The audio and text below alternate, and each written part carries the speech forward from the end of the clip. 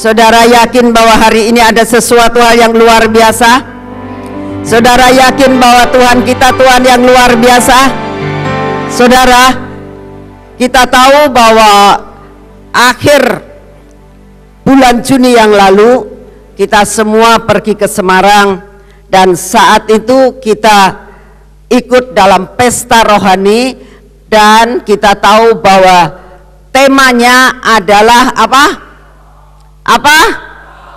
Tov. Ya. Tov itu kalau dalam bahasa Ibraninya ditulisnya T-O-V, ya. Artinya adalah baik di mata Tuhan, baik menurut Tuhan. Dan baik itu yang menurut Tuhan itu yang bagaimana? Karena kadang-kadang apa yang menurut Tuhan baik, menurut kita ini kurang seret, kurang cocok. Tapi Tuhan mengatakan itu baik. Tov itu terdiri dari 3 huruf, yaitu apa? T-O-V. Ini bukan 2 loh, V. Ya. Apa artinya tov? Sekali lagi saya katakan, itu baik menurut pandangan Tuhan, bukan baik menurut pandangan kita. Kita akan bahas tentang tov ini. Huruf pertama adalah T. T itu Tuhan. Ya. Kita akan merasakan semua dalam hidup saudara dan saya akan baik di mata Tuhan kalau saudara itu menjadikan Tuhan sebagai nomor 1 dalam hidupmu. Ya. Nomor 1 dalam hidup saudara dan saya. Ya. Mau hidup dalam tov? Mau hidup dalam tov? Baik dalam segala-galanya. Kesehatanmu akan menjadi baik, ekonomimu akan menjadi baik di matamu dan di mata Tuhan, ya. Negaramu akan menjadi baik di mata Tuhan dan di mata kita, ya. Lalu apa lagi ya? Kesehatan, ekonomi, pekerjaan, rumah tangga, dalam segala sesuatu tov, baik jikalau engkau dan saya menjadikan Yesus nomor 1 dalam hidupmu. Itu yang membuat saudara dan saya nanti bisa masuk di dalam tahun tov, dan setiap kali kita terus mengatakan, oh hidupku tov banget. Jikalau saudara dan saya T, ya, menjadikan Tuhan sebagai Raja yang berdaulat atas hidup kita, itu T. Ya. Lalu huruf yang kedua apa? O. O itu adalah obey, taat. Kalau saudara menjadikan Tuhan sebagai Raja tapi nggak mau taat akan segala perintah Tuhan, nggak bisa kamu mengalami tov. Obey itu namanya ketaatan, nurut. Saudara, apa yang dimaksudkan begini, maksudnya begini ya. Kalau saudara itu misalnya contoh saja ya, saudara tinggal di Indonesia kan? Betul? Saudara tinggal di Cirebon, saudara sekarang menjadi kota Sion. Nah, saudara tahu kan kalau peraturan lalu lintas itu saudara melihat ada lampu apa? Merah, kuning, hijau. Betul? Sebagai warga negara yang baik, saudara itu kalau sudah mulai kuning, mau menjurus kepada merah, mau ditabras atau mau berhenti. Peraturannya kan berhenti kan, betul? Tapi apa yang sering kali kita lakukan, kita ngomong ini 50-50 ya, masih bisa lah, masih bisa kita terobos. Namanya itu nggak taat. Kita mengatakan, kamu bangsa apa? Bangsa Indonesia. Ya, bangsa Indonesia. Tapi seringkali tidak taat. Makanya kita nggak bisa untuk mau berdiri buat Indonesia, karena masalah perkara kecil aja kita tidak mau melakukan. Perkara seat belt. Ya. Itu peraturan kan? Betul? Kalian dengar kalau kita harus pakai seat belt? Tapi seringkali ngomong, wah di Indonesia masih bisa nggak pakai seat belt, ya kan? Nah itu namanya tidak obey, tidak taat. Nah, demikian juga kita dengan Tuhan. Kalian saudara mau toh, ya, kalau saudara dan saya mau menjadikan Tuhan berdaulat atas hidup kita, menjadikan dia nomor satu, menjadikan dia raja. Yang kedua, kita harus taat akan semua perintah Tuhan. Sekalipun perintah itu tidak cocok dengan hidup kita, tapi kita harus belajar, Tuhan aku mau taat. Baru bisa mencapai tov. Yang ketiga, apa ini? Victory. V itu victory, kemenangan. Kalau kau mau menjadikan Tuhan berdaulat atas hidupmu, engkau taat dan mentaati apa yang Tuhan mau, maka yang saudara dan saya dapatkan adalah kemenangan. Amin. Amin. Siapa yang mau hidup dalam kemenangan? Ya, semua mau kan hidup dalam kemenangan. Tuhan maunya saudara dan saya menjadikan Tuhan itu sungguh-sungguh menjadi raja dalam hidup kita, dan mentaati setiap apa yang Tuhan perintahkan. Dan yang ketiga, kita akan mengalami yang namanya victory. Oke? Malam ini saya yakin dan percaya ada perkara yang saudara akan diberitahukan oleh Tuhan dan belajar untuk taat. Amin.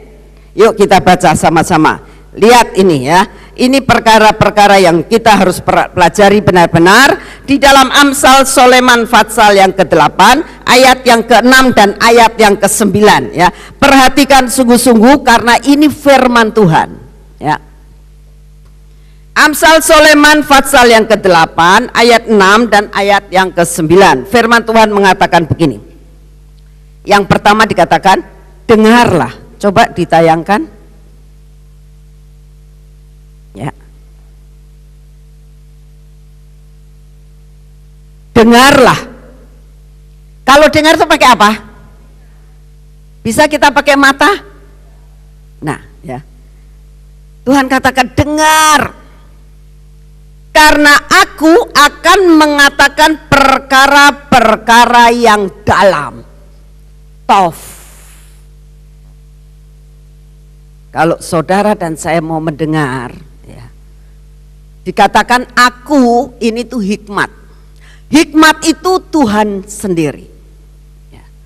Dikatakan dengar karena hikmat yaitu Yesus Kristus akan mengatakan perkara-perkara yang dalam. Saudara mengerti perkara yang dalam?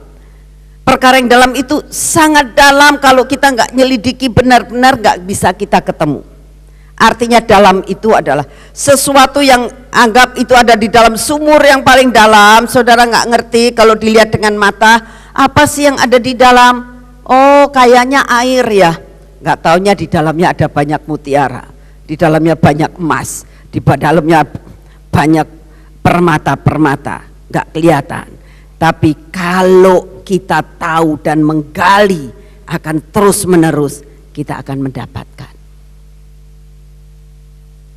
Apa yang dimaksudkan dengan aku akan mengatakan perkara-perkara yang dalam, dan aku akan membuka bibirku untuk perkara-perkara yang tepat. Ada dua yang Tuhan akan bicarakan buat saudara dan saya hari ini. Perkara yang dalam dan perkara yang tepat. Sebenarnya apa sih yang dirindukan dalam hidup saudara dan saya? Yang dirindukan adalah kita itu dapat melakukan segala sesuatu dengan tepat. Pasti kita akan mencapai yang dinamakan victory. Betul? Ya. Jadi yang Tuhan mau dalam hidup kita, hari ini Tuhan katakan, nak, aku akan memberikan kepadamu perkara yang dalam. Ya. Suatu rahasia yang namanya dalam itu rahasia. Dan Tuhan katakan, aku tuh mau untuk memberikan kepada saudara dan saya itu lebih lagi dan lebih lagi dan lebih lagi, sampai Tuhan merindukan saudara dan saya itu akan dibukakan semua rahasia dalam kerajaan surga. Dan itu luar biasa banget, saudara. Saudara akan menikmati yang namanya kekayaan surga. Dan saudara akan mengatakan, Tuhan, aku tidak akan bisa menukarkan engkau dengan barang apapun juga. Karena kita bisa yang namanya menikmati kekayaan surga. Inilah yang namanya perkara yang dalam. Dan dikatakan, aku akan membuka bibirku untuk perkara-perkara yang tepat. Ya. Loncat kepada ayat yang ke-9.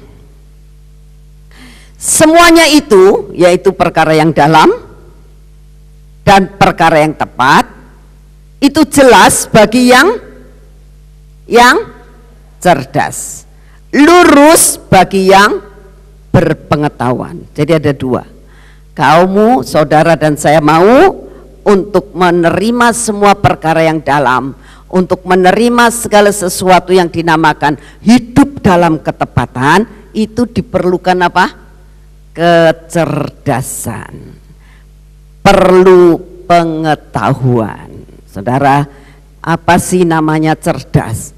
Cerdas itu cepat nangkep, ya, itu namanya cerdas. Cerdas itu cepat dalam segala sesuatu, cepat nangkep, bisa ngerti karena dengan pengetahuan. Dengan kita lakukan hal ini, maka kita bisa mencapai yang namanya victory. Jadi semua firman Tuhan, semua janji-janji Tuhan itu perlu kecerdasan.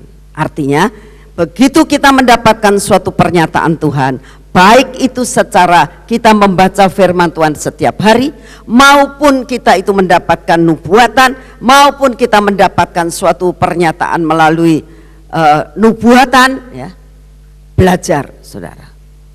Setiap kali catat itu.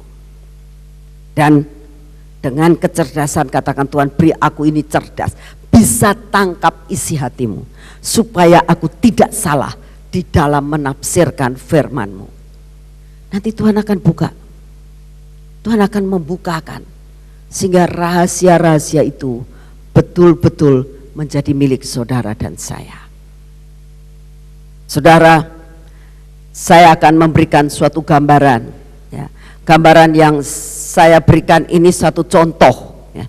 Nah, contoh ini adalah sesuatu hal yang pernah saya baca, dan ini merupakan suatu cerita yang sesungguhnya kejadian terjadi, ya. Memang ini cerita bukan cerita Kristen, ya. Tapi saya bisa mengambil hikmahnya dari segala sesuatu yang dinamakan kecerdasan dan pengetahuan. Bagaimana bisa kita itu mempunyai dan menimba sesuatu yang paling dalam sampai kita bisa mendapatkan segala sesuatu. Bagaimana kita bisa tangkap akan hatinya Tuhan sampai kita bisa mengerti pas di dalam ketepatan, sesuai dan cocok dengan hati Tuhan.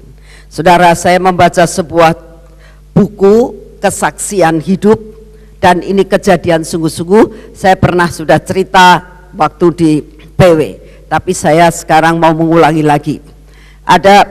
Ini kejadiannya di Tiongkok, saudara. Ada seorang bapak punya 2 orang anak, ya. Anak yang pertama dan anak yang kedua. Anak ini sudah mulai dewasa dan dia sudah tahu persis apa yang harus dia lakukan.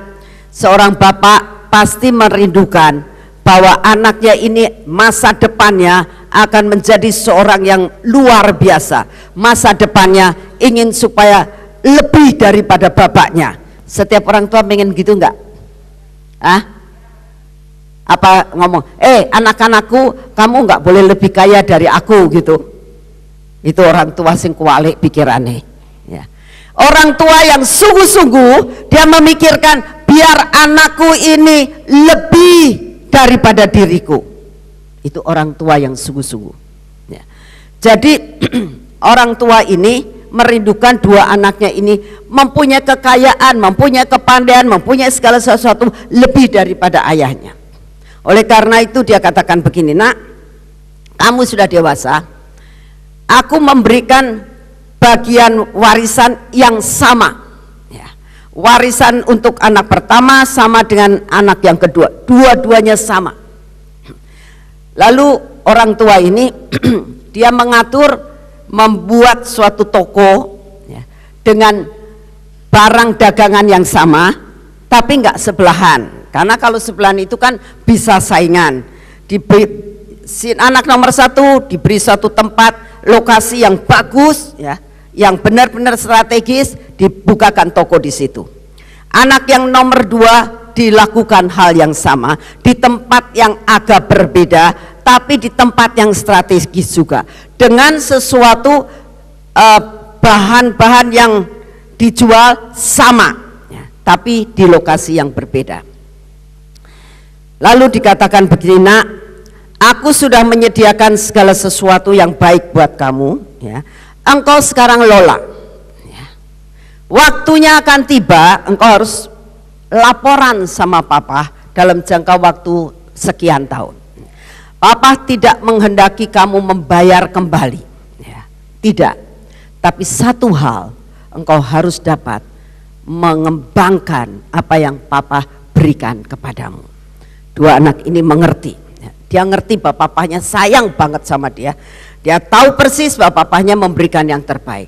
Terus papahnya mengatakan begini, sekalipun aku tidak minta kamu itu mengembalikan hasil modal itu, tapi ada satu syarat yang kamu harus jalani dan harus kamu taati. Nah ini kan begini ya, menjadikan papahnya ini benar-benar berdaulat dan dia tahu persis memberikan yang terbaik. Yang kedua adalah ketaatan, obey. Oh tadi dia merasakan aku harus taat. Apa sebenarnya papahnya ngomong apa buat anaknya? Papahnya ngomong begini, nak, kamu usahakan usaha ini dengan satu syarat, engkau tidak boleh kena sinar matahari. Dua-duanya melongo. Yang nomor 1 melongo, yang nomor 2 melongo. Mau usaha, suruh buka toko, tidak boleh kena sinar matahari. Sedangkan saya harus keluar dari rumah, sudah kepanasan. Apakah lebih baik aku itu kerjanya cuma setengah tahun pada saat musim dingin, kalau musim panas nggak kerja, atau bagaimana? Dia bingung sekali. Dua-duanya mendapatkan perintah yang sama. Lalu anak yang pertama merasakan begini, ada dua alternatif yang bisa diambil. Aku kerja cuma setengah tahun ya, atau yang kedua, aku mau buat terowongan dari rumah saya menuju ke tokonya, sehingga aku kalau pergi maupun pulang tidak kena panas. Saudara, dia taat akan apa yang diperintahkan papahnya, tidak boleh kena sinar matahari. Tapi dia dengan pengetahuannya, dia merasakan, dia milih salah satunya, yaitu membuat terowongan, saudara. Sehingga modal yang diberikan itu 3/4 sudah habis buat terowongan di bawah tanah. Saudara tahu kalau namanya terowongan di bawah tanah itu kan biayanya tidak sedikit ya. Dia buat terowongan di bawah tanah, hampir biayanya 3/4 modalnya habis. Itu modal itu cash flow-nya ya, bukan masalah barang-barang yang diberikan sih sama aja. Tapi cash flow itu mereka mendapatkan modal modal dagang buat perputaran, itu sudah habis 3/4. Tapi akhirnya jadi, saudara. Jadi dia kalau setiap hari dia merasakan, aduh seneng sekali ya, aku tidak kena panas seperti yang diperintahkan oleh bapakku. Anak yang kedua dia mulai berpikir, kalau aku hanya kerja setengah tahun, kapan aku bisa baliknya modal? Kalau aku buat terowongan, bagaimana? Modalnya sudah habis terlebih dahulu, aku gak bisa untuk beli barang dagangan lagi. Dia punya pengetahuan, dia juga punya ketepatan, dan dia selain punya pengetahuan, dia juga punya kecerdasan. Dua-duanya punya kecerdasan, dua-duanya punya pengetahuan. Ya. Karena untuk mencapai TOF, lalu anak yang kedua mengatakan begini, wah, aku punya cara. Lalu dia mengatakan begini, dia kalau buka toko sebelum matahari terbit, jam 5 pagi, dia sudah bangun pagi-pagi, dia pergi ke pasar, ke tokonya, ya, tidak kena matahari, karena matahari belum terbit. Pagi-pagi dia sudah buka toko, ya. Tutup tokonya malam, setelah jam 7, setelah semua mataharinya sudah nggak ada, sudah gelap, dia baru tutup toko, dia baru pulang. Dan itu dilakukan setiap hari, saudara. Berhari-hari dilakukan. Si kokonya ngomong begini, kakaknya, adikku goblok ya, wong enak-enakan seperti ini loh, lebih enak aku toh.